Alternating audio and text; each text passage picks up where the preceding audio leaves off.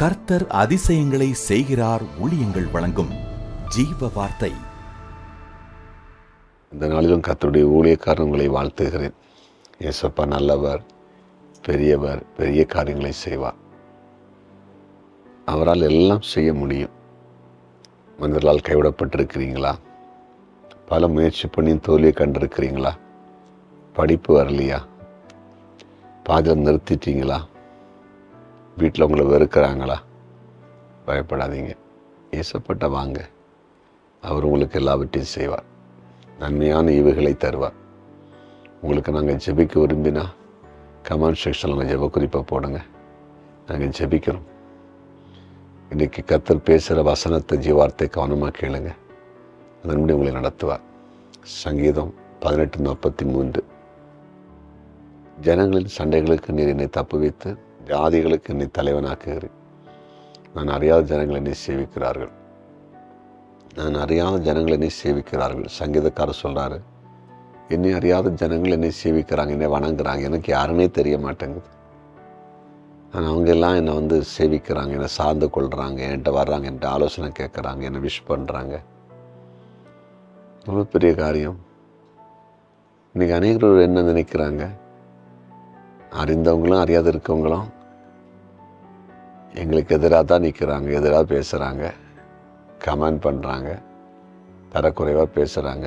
என்ன வாழ்க்கைன்னு நினைக்கிற இந்த காலகட்டத்தில் நம்ம நிறைய தினங்கள் நம்மை சார்ந்து நம்ம காலில் விழுந்து பணிந்து குனிந்து நம்ம காட்டுற தயவில் அவங்க வாழ்கிற அளவுக்கு இருப்பாங்கன்னா அது என்ன மேன்மை பாருங்களேன். உங்கள் சூழ்நிலையெல்லாம் கர்த்தர் மாற்றி அமைக்க போகிறார். விசுவாசிங்க. நீங்கள் அறியாத ஜனங்கள், அறியாதவர்கள் உங்களை சேவிக்க போகிறாங்க, வணங்க போகிறாங்க. அந்த அளவுக்கு நீங்கள் உயர போகிறீங்க. அந்த அளவுக்கு நீங்கள் உயர போகிறீங்க. அதாவது ஒரு நாள் பேதுரு கொர்நேலி வீட்டில் சுவிசேஷத்தை அறிவிப்பதற்கு போகிறார். அவர் அந்த வீட்டு முற்றத்தில் போகும்போது கொர்நேலி எதிர்கொண்டு வந்து காலில் விழுந்தா இருக்கு. அப்போ சொன்ன பேதுருடைய காலில் விழுறாரு. அந்த பேதுரு அவரை தூக்கி எடுக்கிறார். நான் ஒன்று போல ஒரு மனுஷன்தான்ப்பா, எலும்புன்னு சொல்கிறாரு. பேதுரு காலில் அந்த கொர்நேலி 110 விளையாடுனா யோசிச்சு பாருங்க.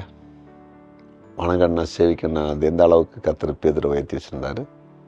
ஆனால் அந்த உயர்வு ஆரம்பத்தில் இருந்துச்சு இல்லையே. பாதியில் வாழ்க்கையில் லைஃப்பில் பாதியில் தான் வருது. அது ஒரு என்ன பண்ணியிருந்தார், மீன் பிடிச்சிருந்தார். ஏசப்பா சந்திச்சார், வாழ்க்கை மாறிச்சு. உங்களோட கர்த்தர் பேசுகிறார். உங்களை தெரிஞ்சவங்க தெரியாத அநேக ஜனங்கள் உங்களை சார்ந்து கொள்ளவும் உங்களை சேவிக்கவும் நீங்கள் சொல்கிறத கேட்குற அளவுக்கு உங்களை ஒரு பெரிய மனுஷியாக மாற்ற போகிறார். ஜெபிப்போமா? ஜெபிக்கலாம்.